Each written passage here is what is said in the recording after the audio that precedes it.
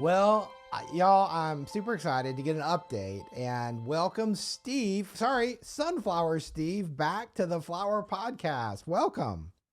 Hey, Scott, thank you for having me back. Well, we just been following the story, trying to learn when, we're going to release more sunflowers. And I know I got an email because I'm on your email list. And if you're not on Okay. Steve's email list, you need to get on Steve's email list. And so that you've got a sale coming up. And I know this episode may release after that sale date, but I Yep. still, it's important to be on the list. Tell us what's going on as far as that goes, and we just kind of want to get an update. But maybe I tell you what, I'm getting ahead of myself. Why don't you kind of give us a brief backstory so people who maybe haven't heard of you or haven't heard your story kind of know how this all started? Sure. I'll try to give you a nutshell.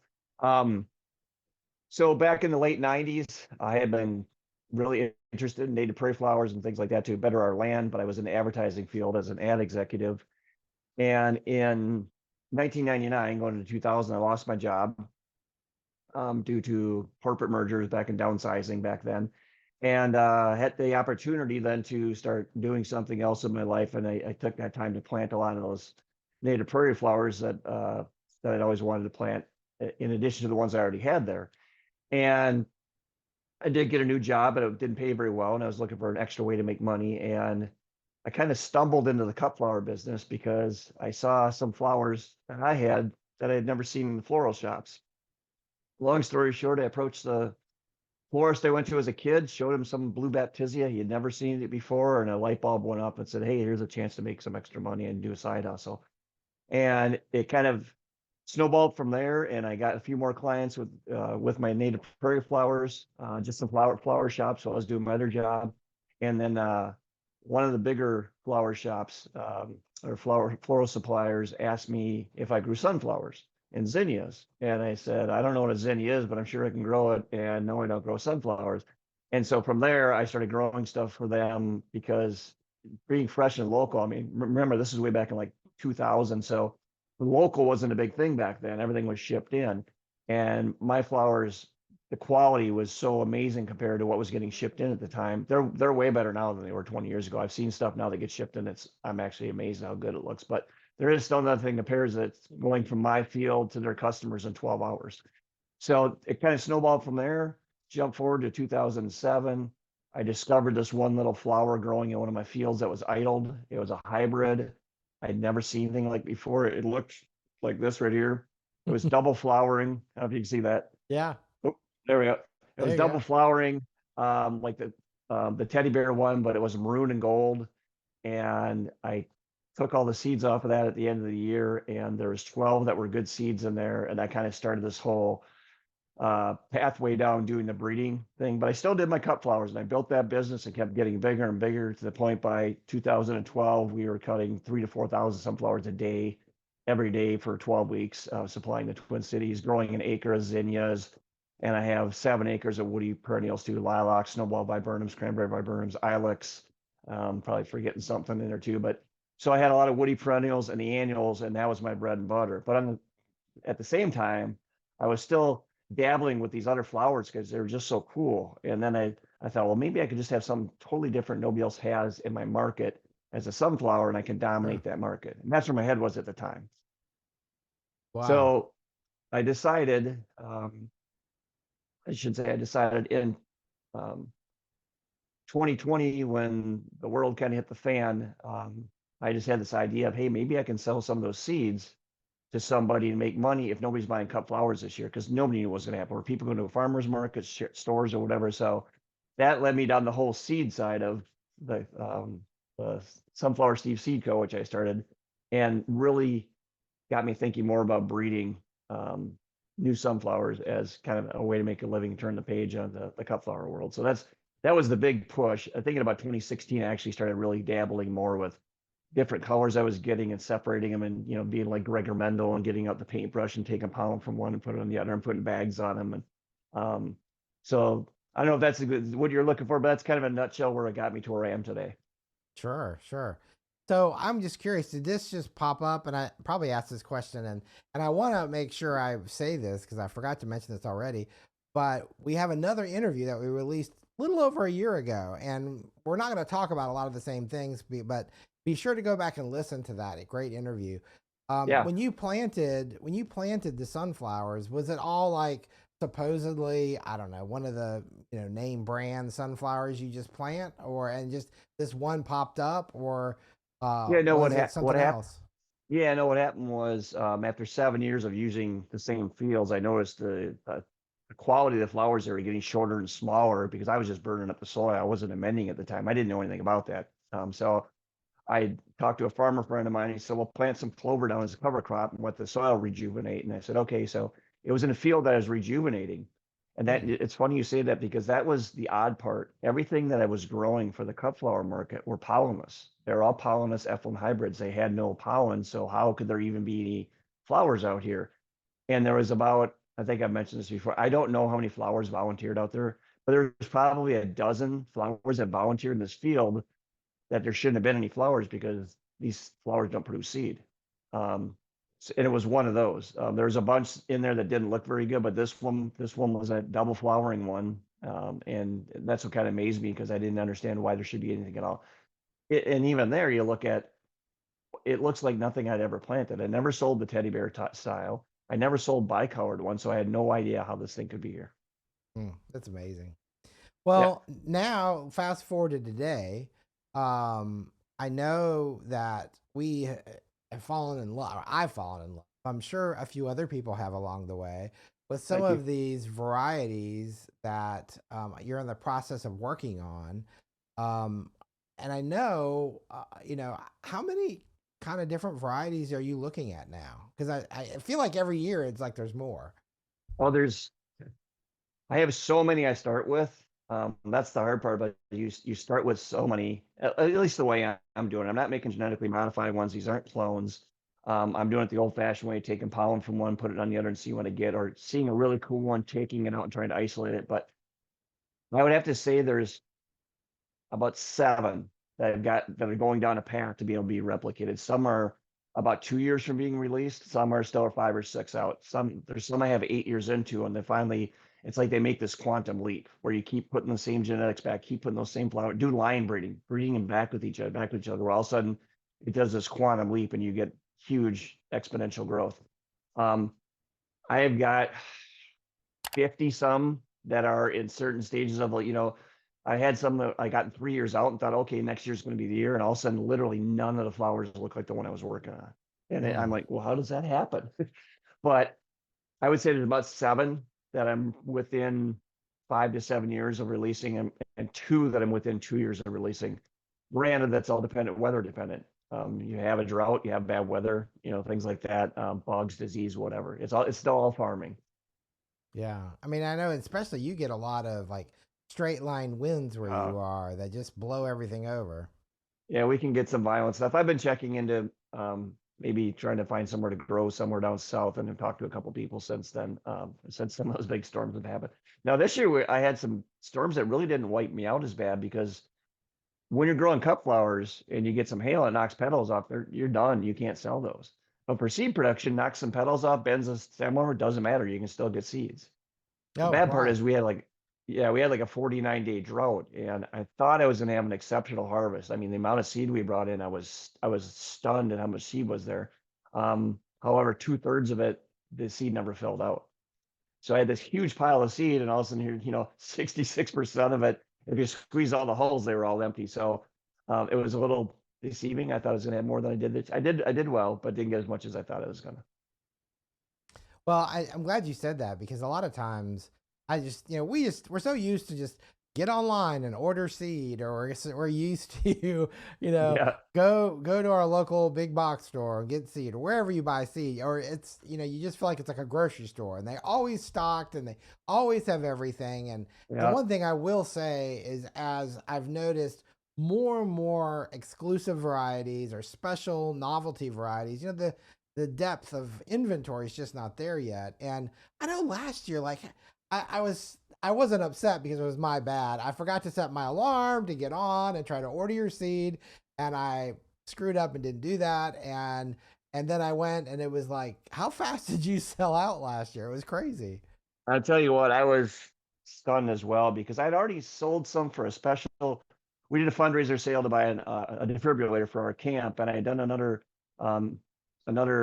like fundraiser one. So there was already like 3,000 people that had bought in seeds. So I thought, well, they probably aren't going to buy again. So I had 7,000 packets of seeds to sell. Again, like you say, a lot of people think, well, just go get more off the shelf. Well, I don't have more on the shelf. What I have is in the field each year. It's getting bigger now that I'm doing it full time, but I sold 7,000 packets of seeds in 6 minutes.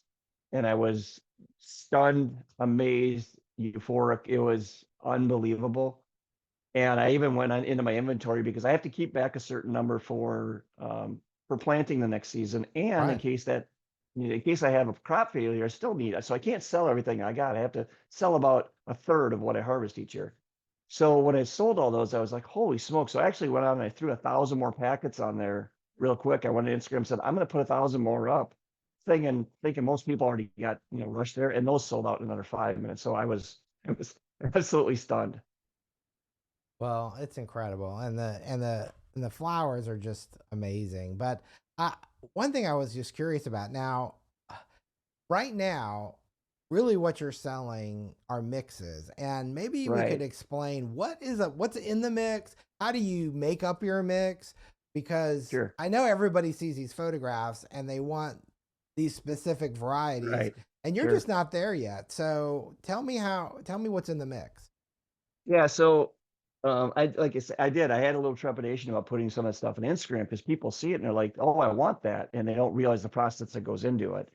And up until the last 2 years, I always planted a field of what I call a mixed. And I discovered something back in the early 2000s. I'm not going to let out this total secret of it, but suffice it to say, within that field, I would plant single petaled ones of multicolors, double petaled ones of multicolors, and semi doubles. And when I say plant those have all still all come from the same flower. Everything that's growing there all came from one flower. So I'm just remixing all that stuff back together and looking for that next new one off. Or sometimes you'll get a dozen that look the same because they came from the same flower the year before. And marking those off, bagging and collecting them to work on them later. So what I had left over, I would then plant again the next year. And so what I did was everything I took out of that field I was going to work on went somewhere else. Everything that was in that field I harvested is what I call a mix. Now, it's not a blend of each kind. It's a total mix. Whatever comes out of the field that way, every package is unique to what goes into it. Sometimes you get more doubles than singles. Sometimes you get more singles. I did have some people who were under the impression Van Gogh's Fantasy was just the double flowering ones, but that's the blanket name for all my flowers. So they said, I only got like a half a dozen Van Gogh's Fantasy. I'm like, well, no, you got all Van Gogh's Fantasy. You only got Yeah. some double ones in there. So there's a little miscommunication there, but that's what it is. I'm offering a mix of everything that I've ever grown mixed back together. Now this year, I planted almost 7 times as much as I ever did because I could only plant so much before because I still doing cut flowers. Right. So this year I went full in on the seeds, planted this mammoth field, and so I had even more genes mixing together. And like I say, I was hoping my harvest would be better than it was. It was still great. I have almost 10 times as many packets to sell this year as I did last year. So hopefully more people get them. Um, I've gotten at least 3 photos this year of cool thing. When you get that mix, most of them are going to be cool because in order to make what I'm making, they kind of have to come from cool parents. You don't usually get this superstar. You usually get a superstar basketball player from 2 parents that are 5 foot tall. So, well, I guess point guard, but anyway, you don't get a center. Um, so I've gotten at least 3 photos this year. Just one the other day that was, I call him a unicorn, and it looked like the unicorn I kind of had 2 years ago, where it was like almost split into 3 different parts in one flight. It was Oh amazing, yeah. and that one actually did produce. She didn't reproduce, but she did produce 2 flowers that were similar, not the same amount of colors, but similar in form. So when I saw a couple of these flowers, a couple of other people got, I'm like, oh man, I wish I had that one back. But I guess that being said, you yourself by buying this mix, quite possibly, will get something I've never seen, and it's cool to just you see something that nobody else has ever seen. It's exclusive to your backyard. It's pretty cool. Yeah. Well, it's kind of like dahlia seeds and so many other seeds that you're just getting out of a mix. You have no Right. idea what you're going to get. And, but I like your analogy. But since since you're getting these things from some cool parents, then you know what? Maybe who knows what you'll get. You may, some may be small, some may be big, some may be doubles, singles, cool colors, cool color mixes. I mean, I know one of the varieties I saw, and I'm sure that's not part of this mix, but was it looked like the foliage had like a variegation to it, or No, that is mine. That I should okay. Everything the Van Gogh's Fantasy mix that is all from one flower. The variegated one came from a totally different. It wasn't a field I was idling. I was growing some other things there, and it showed up. And it was literally in the same field as the first one showed up 12 years earlier. This variegated one showed up, and I was excited, and I talked to a gentleman at one of the large seed companies in Chicago and showed him pictures, and he was like, "Well, don't get too excited because they a lot of times those genes go away, and you have to do several generations to get them back." And I had low expectations, not thinking much about it, and that was the huge surprise. I had 100 and some seeds. I only planted 60 some because I want to hold some back just in case I had disaster in the flat, and 2/3 of them were variegated, and I was like, wow. "Holy smokes!" And I sent him a picture, and he's like, "How did you do that?" And I'm like, so now that's one that one will probably come to market quicker from a standpoint of I can produce a lot more seed with it because it's a single petaled flower and all that pollen's on there, and every one of those little florets on there has a chance to be a seed. Where the double flowering ones, it's very difficult to get seed off them. I did just have a gal actually text me this morning on Instagram and say, "Show me a picture. I had this really cool one. I saved the seeds and not a single one was good." And I'm like, "Welcome to my world." When you have all those petals covering, and it's really hard for pollen to get down into the reproductive parts and make a germ. That's what happens a lot of times on them. So the variegated ones I'm excited about because I went from uh, I can't remember what the initial 100 and some seeds to what did I have? 62 plants last year. I put in 7,000 seeds this year. Now next year I have 400,000 seeds to plant. So that one is going the bad part about that one is, well, I'm getting all those flowers. The variegation isn't showing up in all of them. It's showing up about 1/7 of them. But the bigger the population I can do to begin with, that percentage gets higher and higher. And I go through and I call out everything that doesn't belong. Anything that doesn't have variegation, I take it down right away.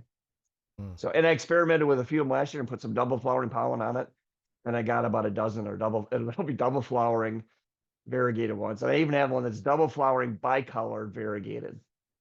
Okay, that's crazy.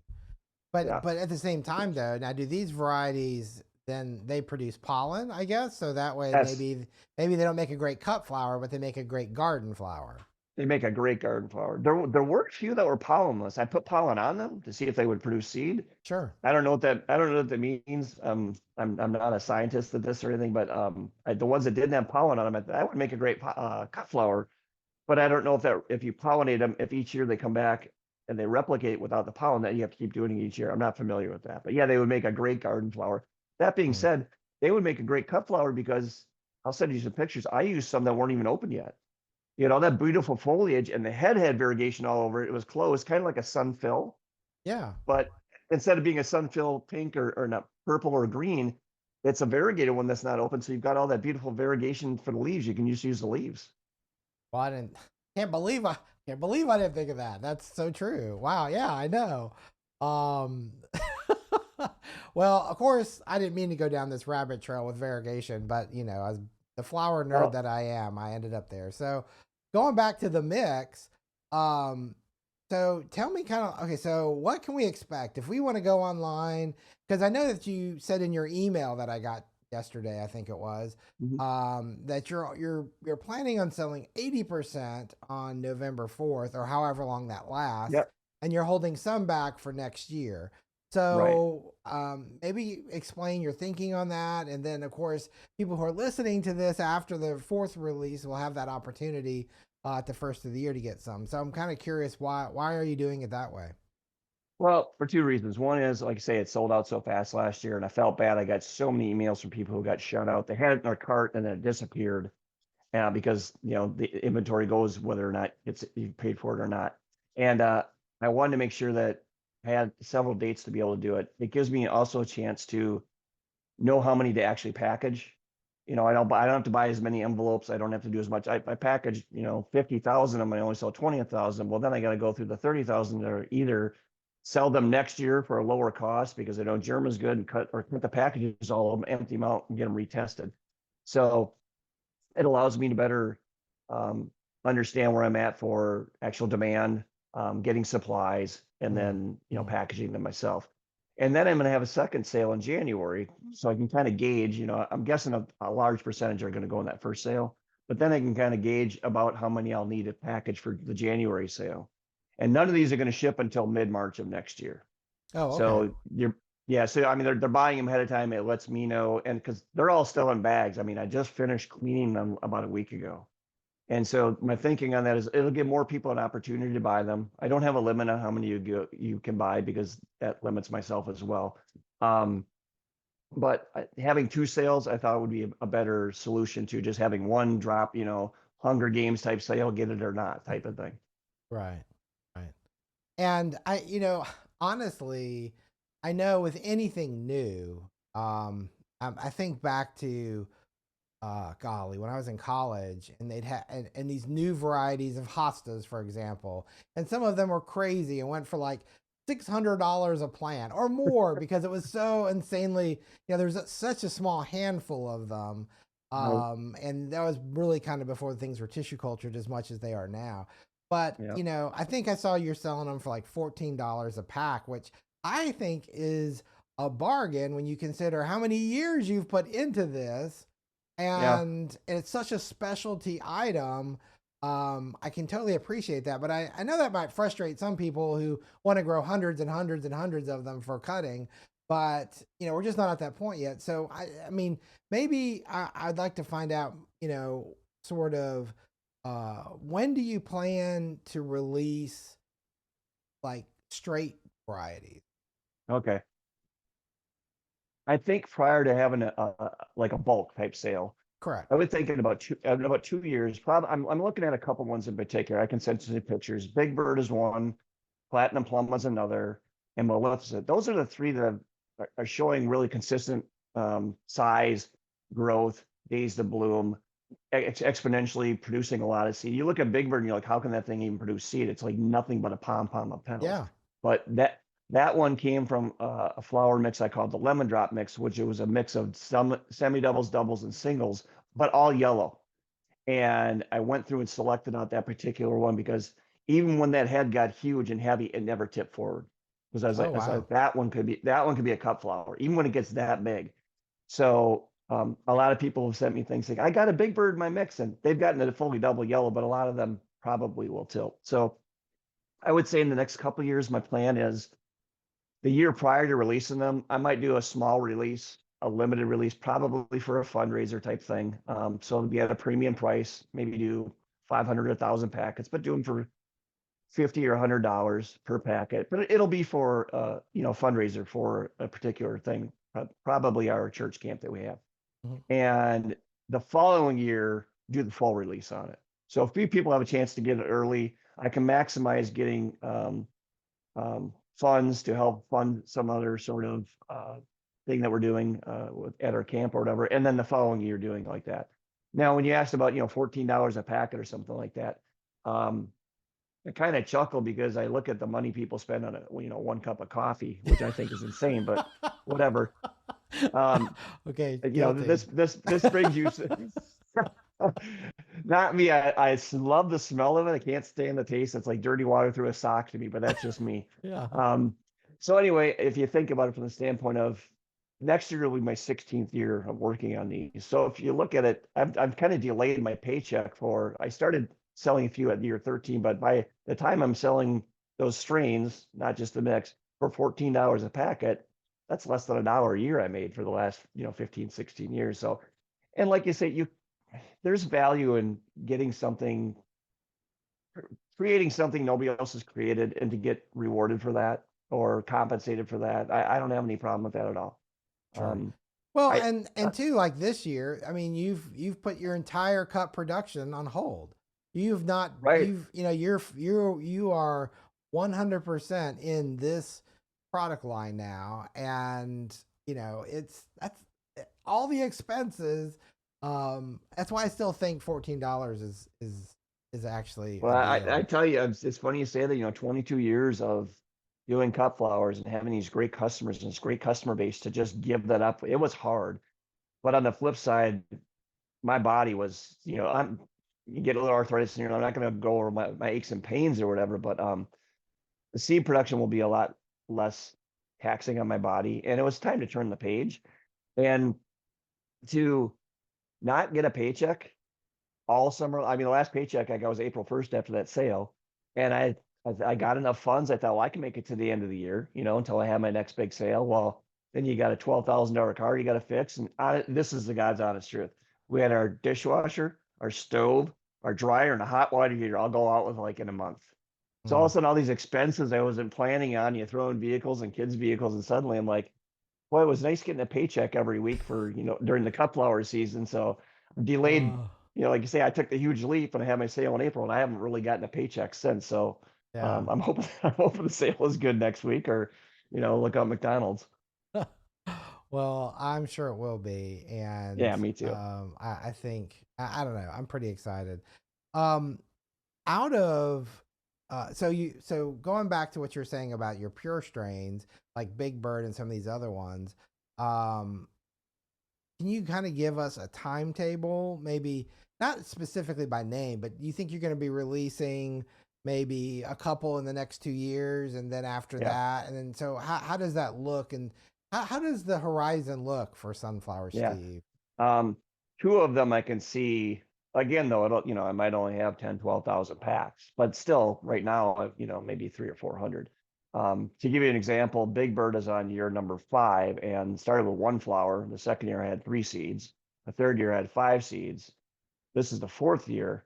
And now I think that one I've got 32,000 seeds. So I did that quantum leap Oh my this year. gosh! Wow, Yeah, so next year I that's come. So huge. it's like you keep mixing the pollen on that particular one, and something within that flower is the correct genes hit each other. The right pollen hits the other right pollen, and so next year I'll have 32,000 of those to plant down. Granted, there'll be some culling to do on there, but it just made that leap this year. So there's two that I can see if I have a good growing season, don't get wiped out by weather, bugs, bacteria, the economy, whatever.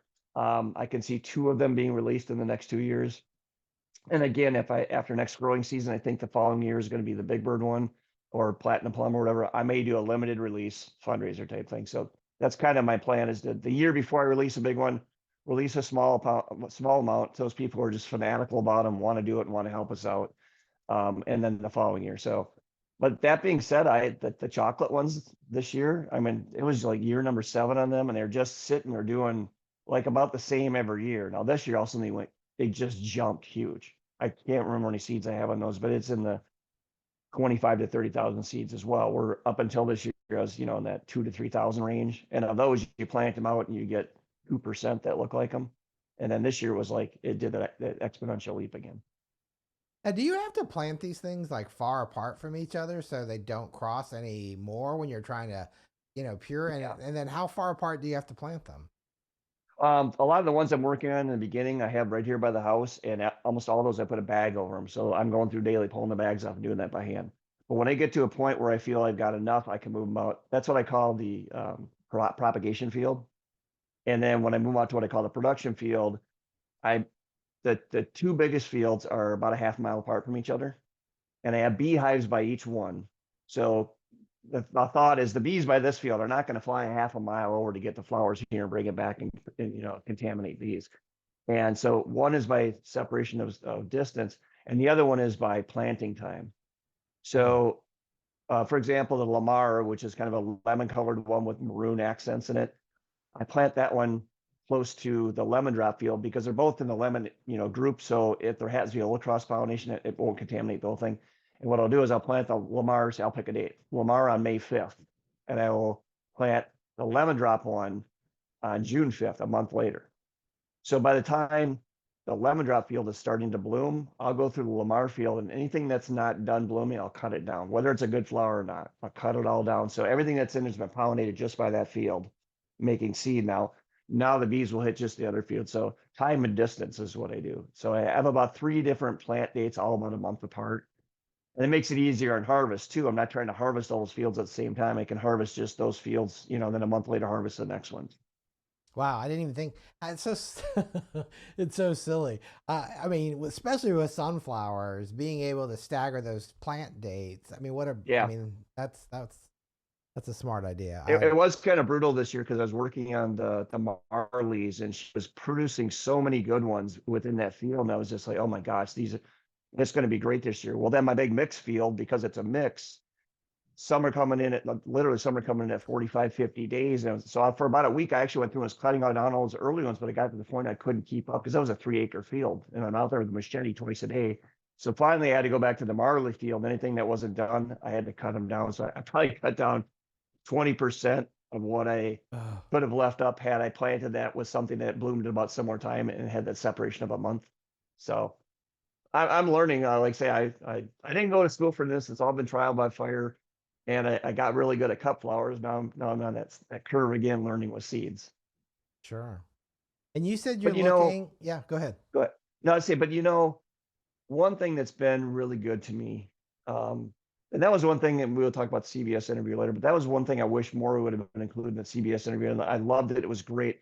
But I've not gotten here without help from any other people. I gave credit to a lot of people who have helped me along the way, my wife and my kids, as well as recently getting on social media, which I avoided it like the plague because I thought it was a cesspool.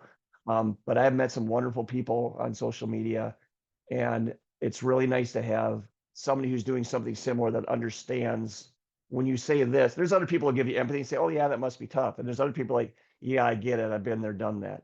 My friend Erin at Florette, she's been a huge help to me. I tell her every time I talk to her that, she and I are in this really small club. We're not a big seed company. This is all self taught, it's trial by fire. And for me to be able to have somebody to bounce stuff off of, where I didn't for the last, 14, 13, 14 years. I was just Right. kind of going on my own. To have somebody to bounce something off has been great for me. Well, I'm curious since you brought her up. I know she's had some of the seed and she's been growing them. Mhm. Um, how have they been performing in the Pacific Northwest?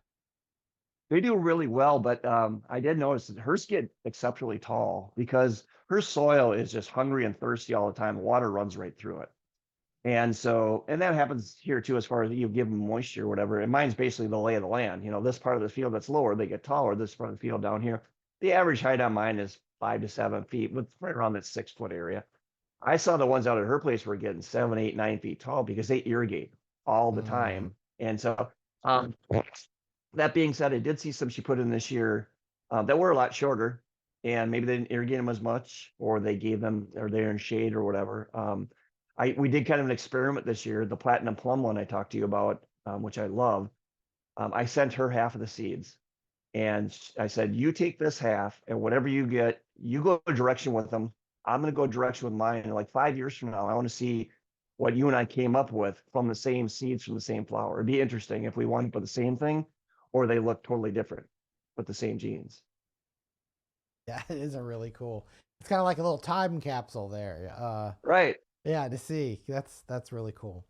Right. I can't wait. I'm really stoked about this. I know you mentioned the CBS interview. That had to be Mhm. huge for getting beyond sort of the flower community into the garden Yeah. community. What was that like? That was something special. It came out of the blue. A lot of the other things that people I've met on the internet and have helped me and stuff, I've searched them out and I've reached out to them and they've gotten back to me, and it hasn't been organic out of the blue. And I think that's a salesperson to me, where I was trying to reach out to somebody to say, hey, can you help me out? And people have been very welcoming, and I've gotten a lot of different people to have me on the social media platforms when I knew nothing. I mean, I just had a cell phone, didn't even know what Instagram was 2.5 years ago. And for them to reach out to me, honestly, when I saw the first email, I kind of blew it off. I thought it was somebody just fishing for free seeds. And then I got a secondary email, and it was like, it was the executive producer of the CBS Sunday Morning Show. And I was like, that just sounds legit. So I emailed her back, and it was legit. And then she basically said, I'd like to hear your story. We're doing a story on sunflowers. So we spoke on the phone, and she told me they were doing a story on sunflowers in general. They did one on hydrangeas a couple years ago with Mo Rocca, and they want to do it on sunflowers this year. And so I told her the whole story about, how I got in the flower business, how I found this one little flower, um, how I monkeyed around with it and where it's gone, and kind of the whole story and stuff. And she said, I really like that story, and it seems like the passion of yours, and I'd like to include that in our story. So I thought, cool. I'm thinking, cool. I'll get, hey, the Sunflower Steve flowers. Look at these. Well, they got like 2.5 minutes of airtime. It was crazy. And they flew out here, and we're here for 2 days shooting on the porch. Asked me millions of questions, hours and hours of shooting video and interviews and all that. And when you look and you see what's on the air, it's kind of amazing that they had to pare all that stuff down into a time frame and still come up with a meaningful story. And they did a great job. It was fantastic. And the response I've gotten has been crazy. Like you say, again, it allowed me to reach people that maybe never would have heard of me, or 10 years from now might have heard of my flowers. So great experience. Yeah, I told her it's not lost on me that there's a million little stories in this country of people doing stuff just like I'm doing in some different avenue or venue that will never see the light of day. And I feel so blessed that she found mine. And it's not lost on me how great that is. That's special. Well, and it's such a great opportunity. And I know that through your fundraisers and your camp and different things that you do, you are definitely continuing to impact people through your flowers. And I think that's super special. I want to make sure that uh, we know. Again, I know you when we air this, there have just been the release. I would encourage Right. anybody to go and make sure the shop is empty if you are interested in seed. If not, make sure you're on the mailing list for January or whenever that happens after the first of the year, Mm-hmm. to get on that seed list. Steve, I appreciate your time. I often, I always ask for that piece of advice at the end of the episode, and um, you are in a special place, and I'm just curious, what having been through what you've been through and this journey that you're on, if there's anything that you'd like to leave with our listeners. Um, if you get a little nudge on something, follow it up, whatever it is. I know the first flower for me was kind of a what if, and I remember in 2016 when I was so tired, I just like finished planting one of my last plantings of cut flowers, and that was roughly 400,000 flowers I put in over 12 weeks. And I saw that bag of Van Gogh's Fantasy. I didn't have the name at the time, but it was the bag of seed I had to put in the ground, and I was so tired, and I thought, I'm just going to skip this year. I don't have time. And literally something inside me said, just plant it. You won't be disappointed. Something good will come from it. So I guess, my little nugget of wisdom is you get an inkling or a gut feeling, or, see what it means. Try it, see what it means. So I didn't realize until, 15 years later that this is my page of my life has turned from cut flowers to seeds, and it's still following a passion, but a different one. And I couldn't be happier. And when I started doing it 15 years ago, no idea this is where I'd be. So, and I think it was those little nudges along the way that kept me, got me to where I am today.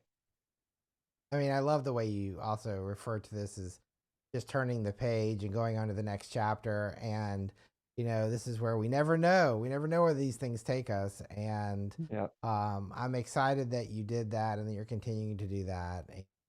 Thank you for being on the Flower Podcast. You're welcome. You're welcome. Thanks again, Scott. I really, really appreciate it. You have a good Halloween, Thanksgiving, Christmas if I don't talk to you before then. Okay, great.